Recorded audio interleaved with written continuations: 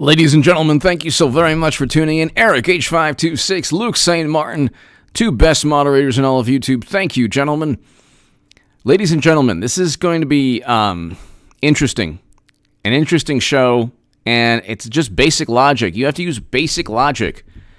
And it's not difficult to understand exactly what Democrats and media are doing. They claim without evidence Trump didn't read an intelligence report. They have no evidence. They have no evidence other than officials familiar with the matter or former U.S. officials or former U.S. officials familiar with the matter. Their argument is an absurd appeal to authority where there's no way of knowing the accuracy of the intelligence reports. By the way, President Obama also presided over these bounties. We shouldn't even be there. That's the whole point. President Trump in late February, signed a deal to get us out of that region of the world. So he's already addressed that. But this is so simple, even a Democrat could understand this. There's no evidence. There is zero evidence aside from a report by the New York Times naming U.S. officials that have no names. So there is no evidence. And what they do is they say, okay, well, President Trump, reports show that he failed to read intelligence briefings. Oh my God, really? Oh my God, did you hear that? President Trump didn't read his intelligence briefings about America's soldiers. He is removing them from a 20-year quagmire, a counterinsurgency conflict. He is removing them. He signed a deal to remove America's presence in that country in late February and early March. Okay?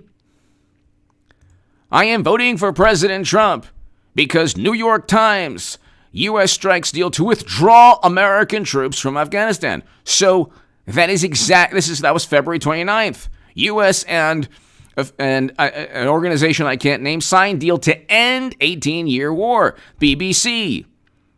They do not care, do you understand? I know liberals who don't care about keeping American soldiers, men and women, away from their families in counterinsurgency conflicts forever. They do not care. Do you understand?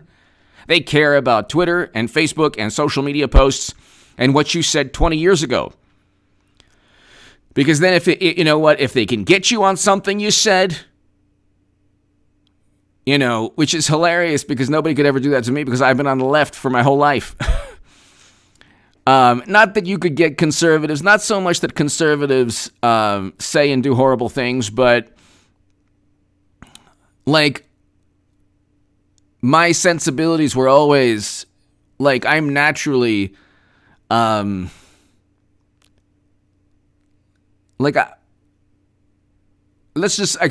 always had a left-leaning vantage point. So that doesn't work with me because I was a lifelong Democrat. I was the biggest Bernie Sanders booster on the internet, according to the Huffington Post, and the unofficial scribe of Sanders' most hardcore voters, according to the Washington Post. But see, the way Democrats work is that they're now, well, let's put it this way. If they're caught with horrible or racist or homophobic blog posts, they don't get canceled. Why? Because they use this kind of notion that they're trying to uphold morality or some kind of ethical code as a political tool. They don't really care. If it's Jimmy Kimmel, they're not forcing him out of a show. But they go after Roseanne Barr, who's a comedy icon. Jimmy Kimmel's not a comedy icon, okay? His comedy is not going to be remembered forever. Like, people aren't going to watch The Tonight Show with Jimmy Kimmel 30 years from now, okay? They will be watching Roseanne. They will be watching that sitcom from the 90s which is amazing. The Roseanne show was amazing. She's a comedy icon, okay? And they did not allow her to apologize, but they allow Jimmy Fallon, they allow Jimmy Kimmel. All of these people on the left can do outrageous things and apologize. But see, again, it's like there's no room for, like, a comedy is done nowadays. Like, comedy, and all of this will, I think that all of this will end when Democrats lose again, and they will. And by the way, they're not going with Clinton. They're not going with Clinton. So they're not going to go with, they're not going with Biden. They're going with Clinton, because Clinton today said something like, if Biden is elected president. That's not the way the Clintons speak. They're always forward thinking. They're always, when elected president, future president, that picture of her when she was like 10 years old or whatever, 5 years old, future president. They don't say if elected president. They are not going to go with Biden at that. Okay, it's an all virtual convention. So today she tweeted out, if elected. Well, that should tell you a lot. That should tell you they ain't going with Biden. They ain't going with Biden.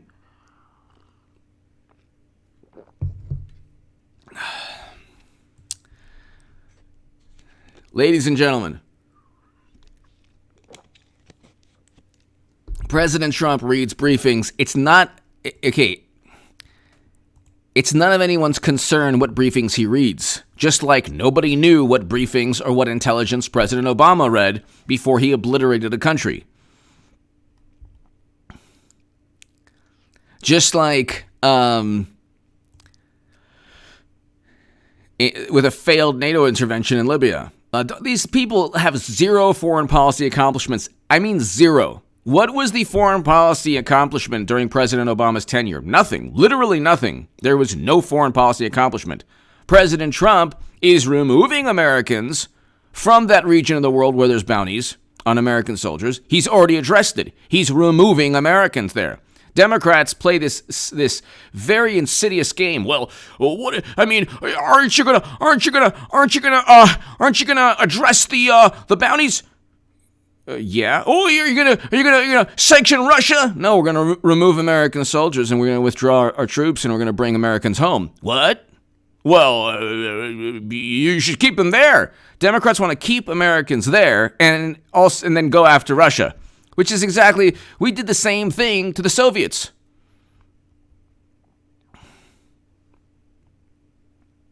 So it's like the Democratic Party is like completely backwards. It's their mentality is warped on every single major issue.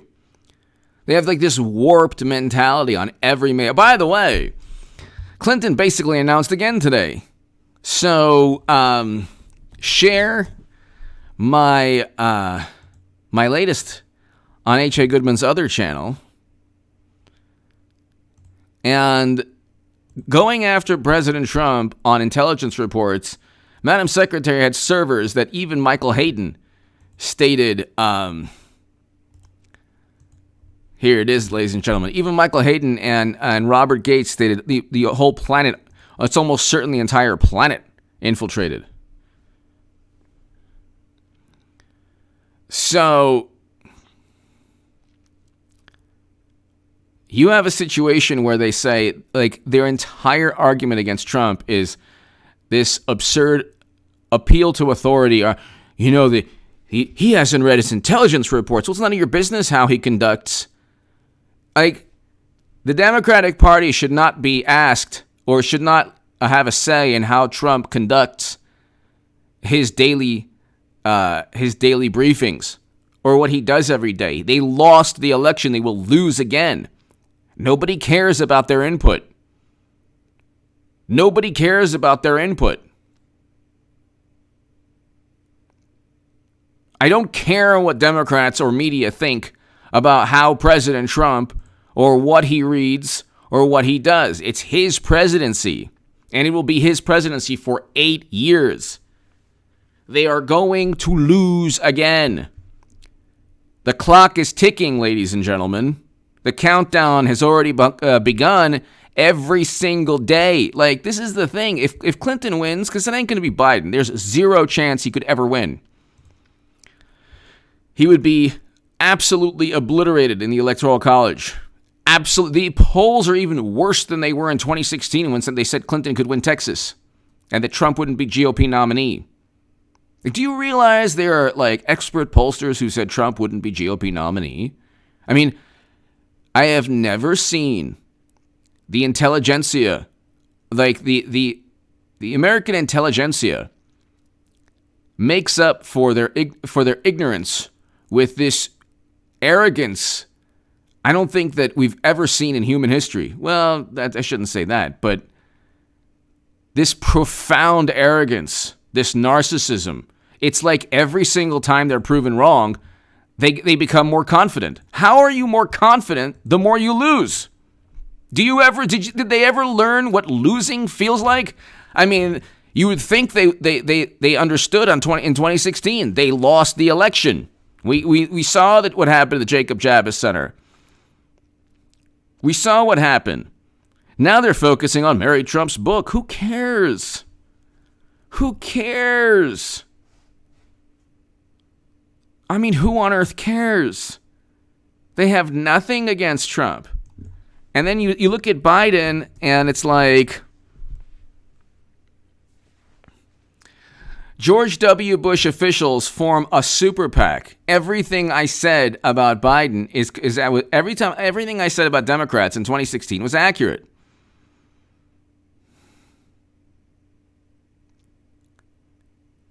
Everything I said. Matthew, hello. Everything I said about Democrats in 2016 is accurate. They are essentially establishment Republicans that are liberal. They're liberal on certain issues. That's it.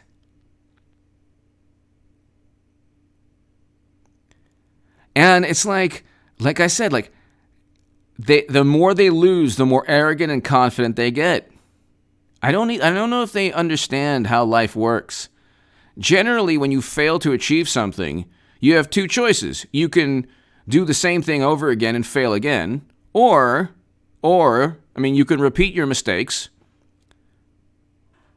and you're doomed to repeat history if you repeat mistakes, or you can find out how to rectify your problems, get better at whatever it is you want, at whatever it is you're doing, find a new way to achieve your goals, and succeed in life. But Democrats say, well, it didn't work last time.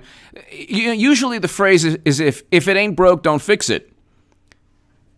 But Democrats say, if it's broke, don't fix it. Democrats say, if it's broke, don't fix it. Not if it's broke, fix it, or if it ain't broke, don't fix it. Their mentality is, if it's broken, definitely do not fix it.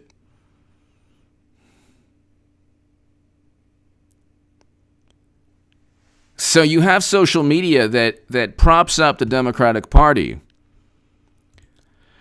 And you have social media, and it's like, if you go to MySpace, I never had a MySpace account.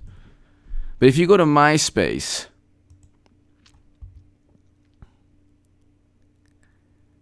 I think you could still open up an account on MySpace, but who has MySpace anymore?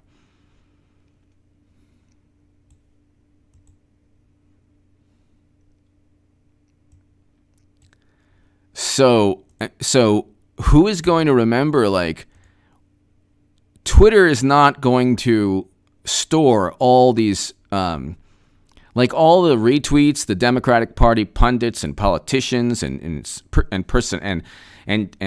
celebrities. Nobody's going to remember what they tweeted even a year from now. Forget about 10 years from now. 10 years from now, President Trump will have gone 8 years. He will have reversed U.S. foreign policy. We will have had a better economy eventually once we deal with the response to a pandemic. He will have prevented a collapse in many ways, a collapse of many things and in many ways in the United States of America. And we'll be looking at that 8, 10 years from now, 20 years from now. Do you think 10, 20 years from now people will remember what anyone said on Twitter? You think people are going to be on Twitter every single day? Like a Pavlovian experiment? People get on Twitter, it's like this, like they start salivating. And they get this like rush.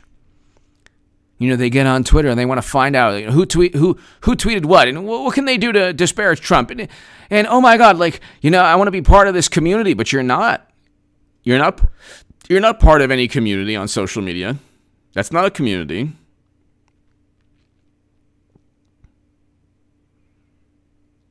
That's not a community. So, you have this situation where they say Trump didn't read his briefings. Well, how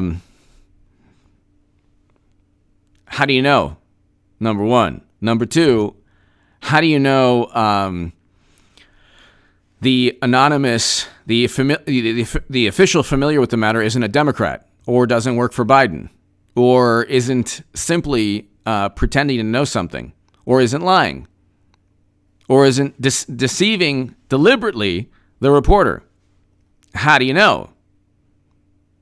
There's no way to know.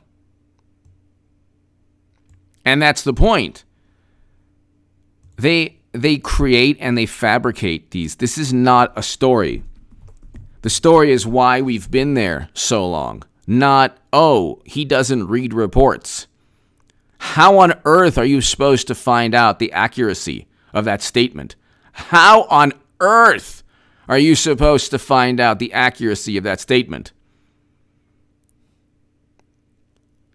There's no way to find out what Trump reads or doesn't read. There's no way at all to know if intelligence reports are accurate or inaccurate. The only thing we can do is judge him by his actions. He wants to remove Americans and bring home Americans, and God bless him. I applaud him. That's what people should be voting on. That's why he'll win. But this charade they have with Biden, it's like, there's no way that he's going to become nominee. They would lose. Every single poll is absolutely worthless. Like complete nonsense, garbage. What they have to prop up the political party because they don't stand on anything. At least they used to pretend to care about Medicare for all. Now they don't. They used to pretend to care about it. They used to say, Medicare for all, Medicare. They used to pretend. They don't even pretend anymore. Nobody talks about Medicare for all. Nobody talks about that. Very few people talk because they know it's impossible now. Because they would have literally they're propping up a person who would veto Medicare for all. Okay, Bernie Sanders is known for one thing, pushing Medicare for all. One thing. This is why I hate to say it, but the man is a fraud. He's a good person, but he's a fraud. You spend 4 years yelling at the top of your lungs about single payer. Oh my God. It says, people can't do this. People can't do that. People like that. Okay. And then you're pushing for the one person the Democratic politician who would veto, literally if he had it, he would veto the bill. So, what? This is what they do. And this is why I know they're going to go with Hillary Clinton, who's the only chance they have. She's literally the only chance they have. She's literally the only chance they have.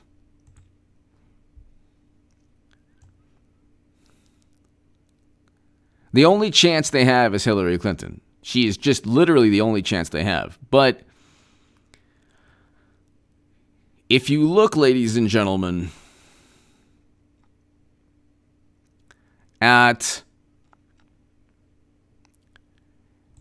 you look at the Democratic Party, the only thing they have is propping up a notion that they're at the forefront of, intelligence and, climb BMX.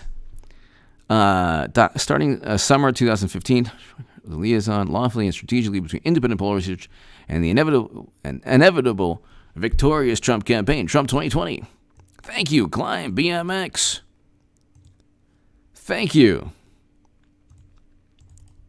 Okay, let's see. I appreciate that. Oh, okay.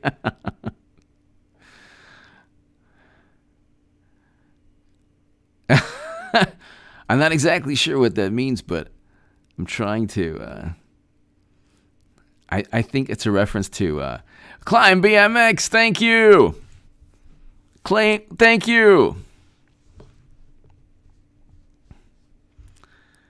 Then they want to make Washington, D.C. a state just so they can get 2 senators, which is like they want to read. They want, and this is how we know that Clinton will eventually become nominee. When she becomes nominee, they'll say, look, she exploited, whatever political opportunity that existed.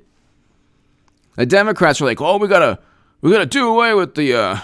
We got to pack the courts. We'll pack the courts. You're not going to pack the courts. WAR, hello. You're not going to pack the courts. You're not going to, you need a constitutional amendment for that. And you're not going to get a constitutional amendment. You're not going to do away with the Electoral College either.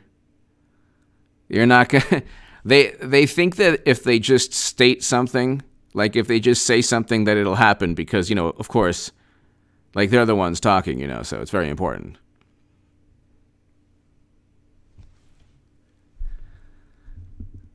This is what they think. Kathleen Smith, thank you. Thank you, Kathleen. Thank you, Kathleen Smith. Thank you.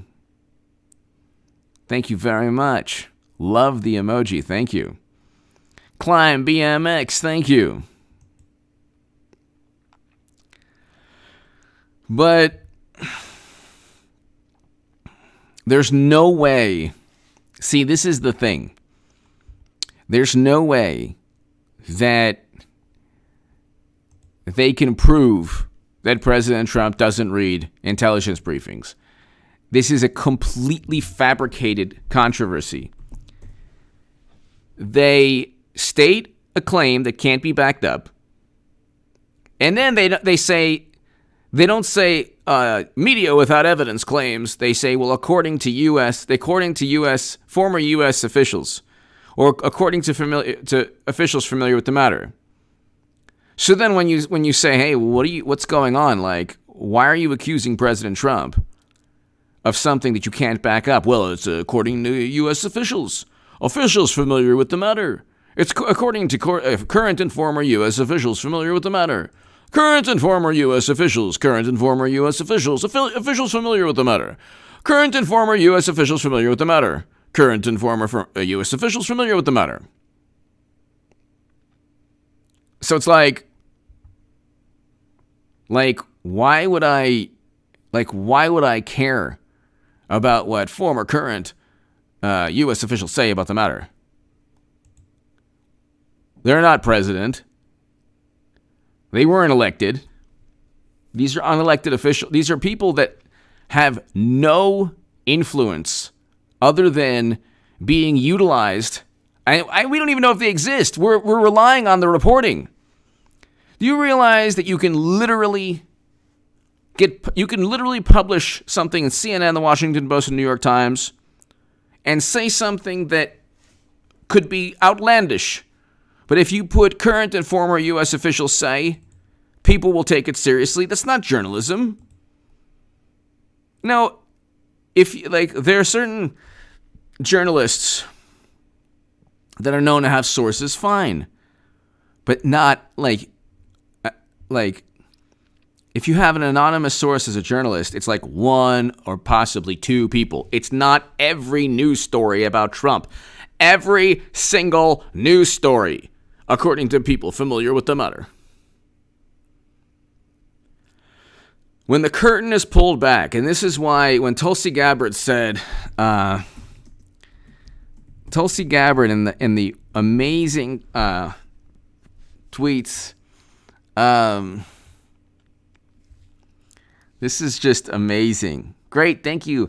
Queen of embodiment of corruption and pontification of the rot that has sickened the Democratic Party for so long. Have finally come out from behind the curtain. From the day I announced my candidacy, there's been, this is so great.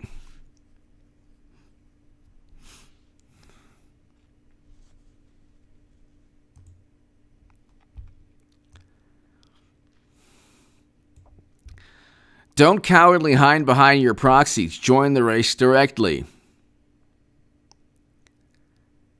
Tulsi Gabbard knows. President Trump knows. He stated, why did it take so long for President Obama to endorse Biden?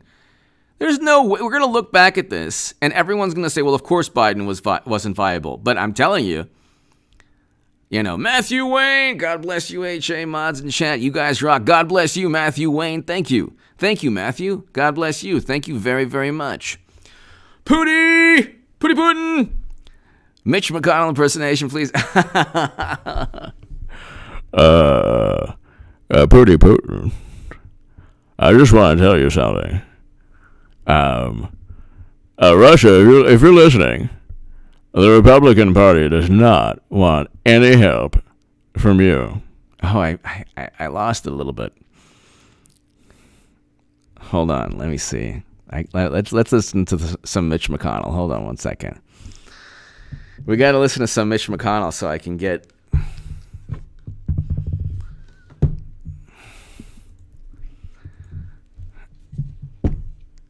So hold on. Let's see. Let's listen to Mitch McConnell. Mitch McConnell. Nancy. You snooze, you lose, Nancy. Hold on one second. Mitch McConnell. Impeachment. Okay, so... Okay, hold on one second. Totally different, very serious item will be heading... Okay, hold on. Let me see. I gotta listen to it. I gotta listen to him. Hold on a second. Let's see. The Senate's way soon. The Senate will have to address some of the deepest institutional questions contemplated by our The Senate will have to address some of the deepest institutional questions. Constitution. We'll have to decide whether we're going to safeguard core governing traditions or let short-term... We'll have to decide whether we safeguard core government traditions or... Partisan rage. Partisan rage. Rage Against the Machine. A great band. I'm not sure they like me very much. Overcome them. Back in December, I explained how House Democrats sprint into the most rushed, least fair, and least thorough impeachment inquiry in American history. Back in December, when nobody was speaking about the pandemic, they were trying to remove Trump, and they got mentioned, all of them. Has jeopardized the foundations of our system of government. Everything a Democrats touch turns into a giant pile of bandini.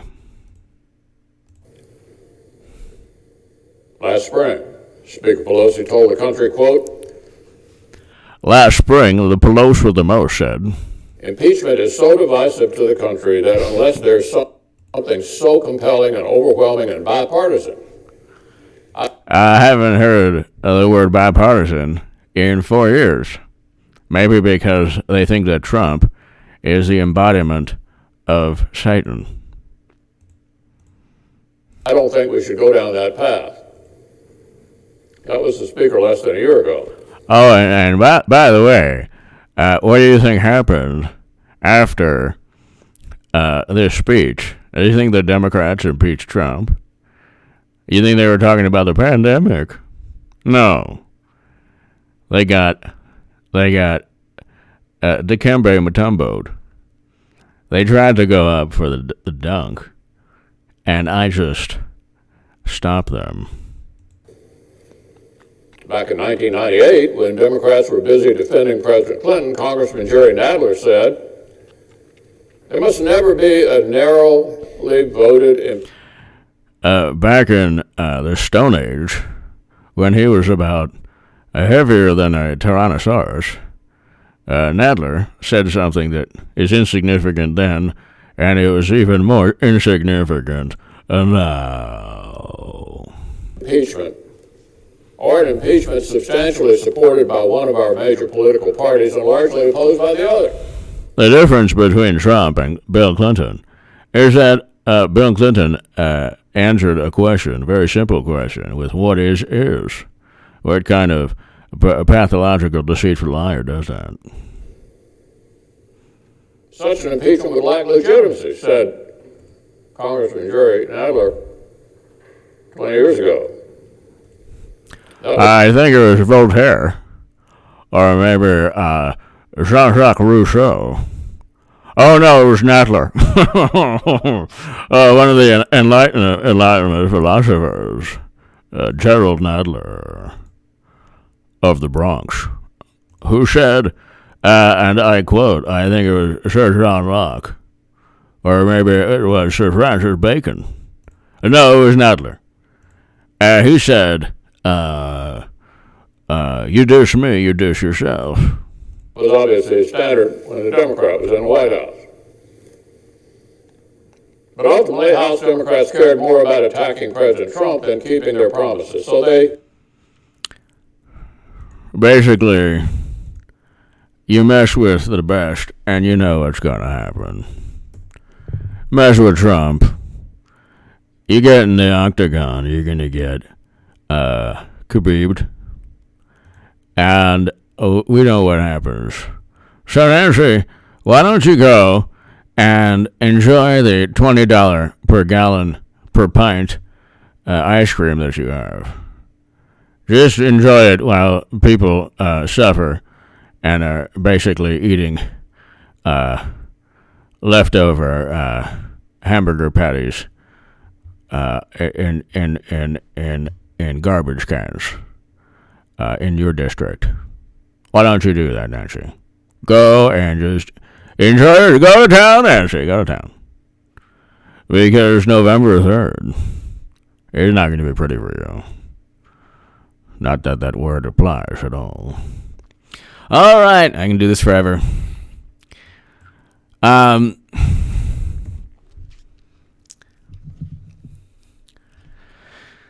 So basically, Ghana 2 Vox, hello. Climb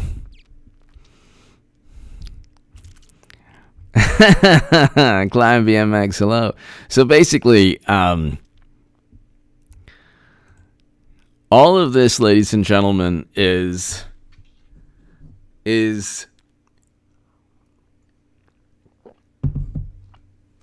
like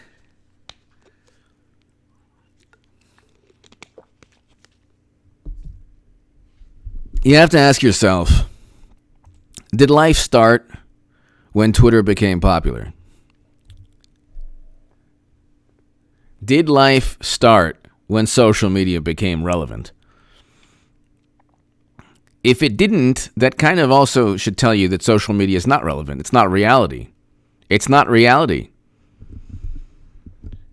You have people you've never met in your life, and you have people who say absurd things, and whatever it is they say, it could be literally Trump resign, 8,000 retweets, 8,000 likes. Trump is the worst president ever, 20,000 retweets. I mean, this is not like the most vapid statements, the most vapid, absurd statements. Wally Pop! If Nancy gets another. Oh, Wally Pop! Wow. Wally Pop, thank you. I think that'll fly under the. I don't even know if the algorithm will get that or understand that. But Lollipop. Oh my god. Lollipop. Lollipop. Wow. That is a very interesting and provocative image that has been seared into my cranium, and now I need a lobotomy. Lollipop, thank you. So, Lollipop, thank you.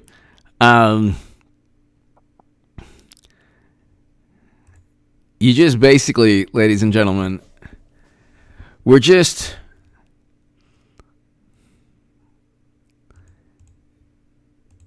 like, it's interesting also, like, it's kind of interesting.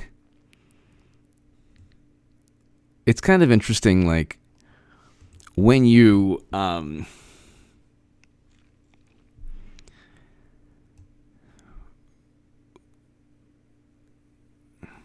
when you look at how important Twitter is to a great many people, and I have to tell you, I mean, I've when I left Twitter, I was like, oh my god, can I even do this? Like, is that even possible? And it was the best thing, one of the best things that I ever did in my life.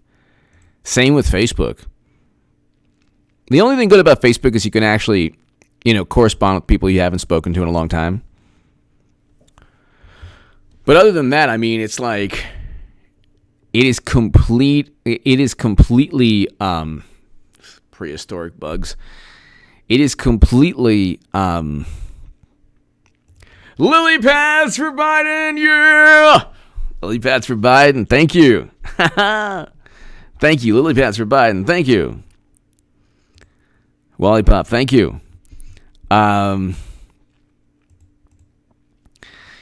Lily pads for Biden, thank you so very much. I just think, Mitch McConnell Asmer, Spider Bib, hello.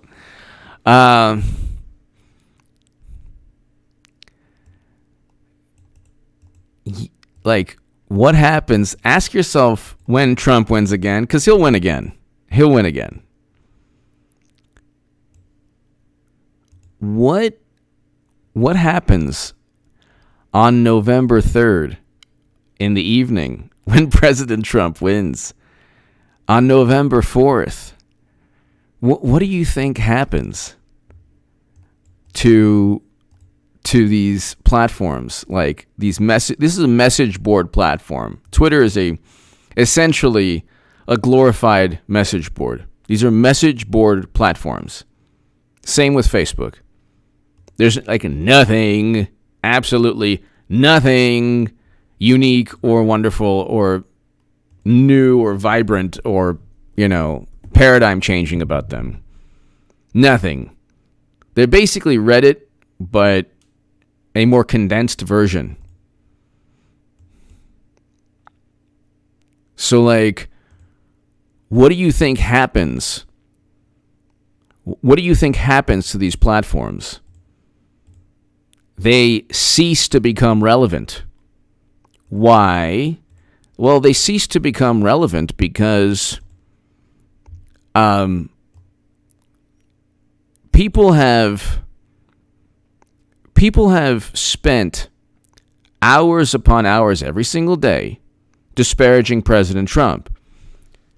If it leads to his reelection, the average user is going to say, well, I wasted all this time. I got into so many arguments. I endured so much stress. I had to lose friends. I don't speak to family members now, all because of social media.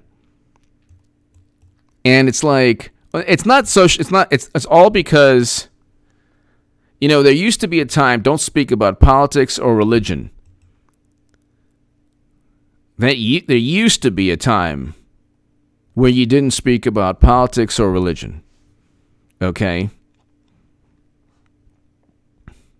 Now it's like they don't really care about people. I guess it's funny that no one talks about religion, because at the end of the day, how can you prove? There's no way to prove that God listens to you and not someone else. But at the same time, it's also not, and it's not good to justify your actions or to condemn others based on what God thinks, which is what conservatives oftentimes did in years past. Wally Pop. Okay, it's like a repeat. Oh, okay. It's a different version of this. Okay, so let's see here. Hold on. Jimbo, how's your Aussie accent? Australian. You know what? It depends on Hillary Clinton. No, that's almost like the South. Hillary Clinton. No, that's a South African.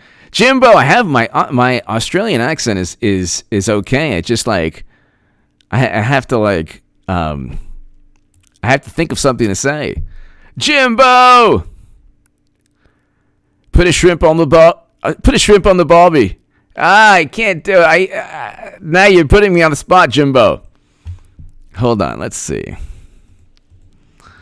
Hold on, put a shrimp on the barbie. That's not a knife. This is a knife. Okay, hold on one second.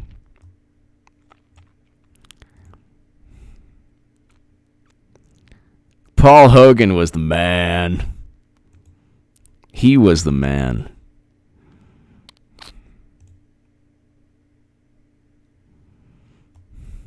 Crocodile Dundee was the man.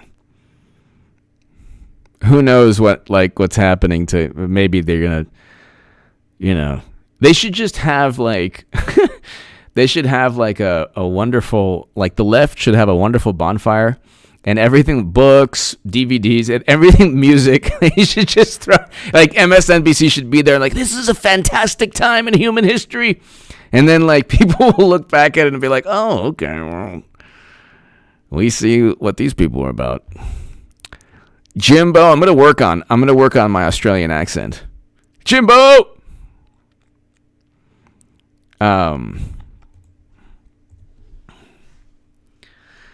But we're gonna wrap this down. We're gonna wrap this up soon, ladies and gentlemen. We're gonna wrap this up soon. Hunty, Australian. I'm trying to think. I can't. I have to practice it.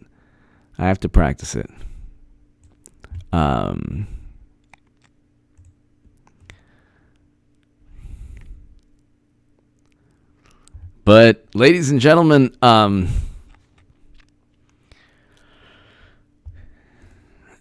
we're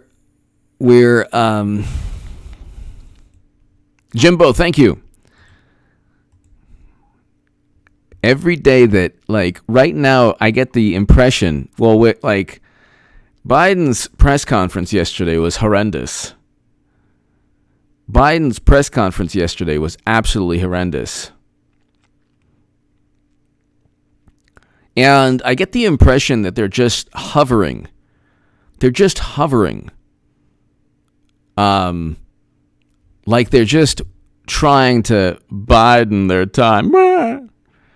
They're trying to bide their time.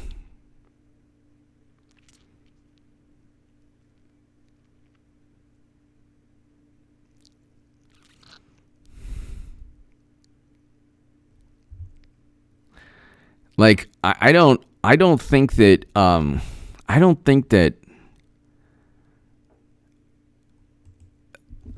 okay, I don't know how it happens, but I'm telling you. Okay, do you remember they're going to look at 20 they're going to look at 20. I know them, the way they think. And I'll leave you with this. Profound thought before you go to bed. Democrats look at the 2016 election and say, anything can happen. Anyone can win. Look at President Trump. We're going to install Madam Secretary at the last second. Somehow. They don't say, well, even Biden can win because anything can happen. They say that, Rand, hello. They say that,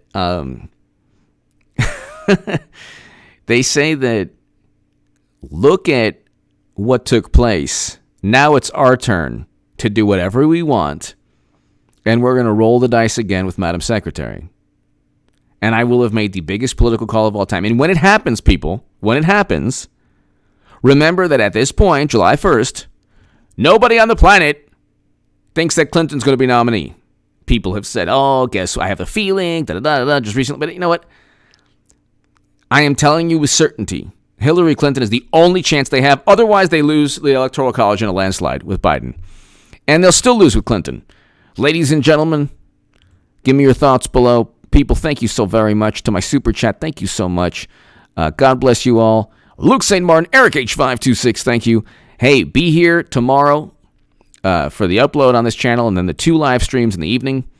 And I did 2 great segments on H.A. Goodman's other channel, so subscribe there. If you want to support my voice long-term, people, my Patreon is below in the pinned comment. Your support is greatly appreciated. Thanks, everybody. I'll see you tomorrow, and subscribe to H.A. Goodman's other channel.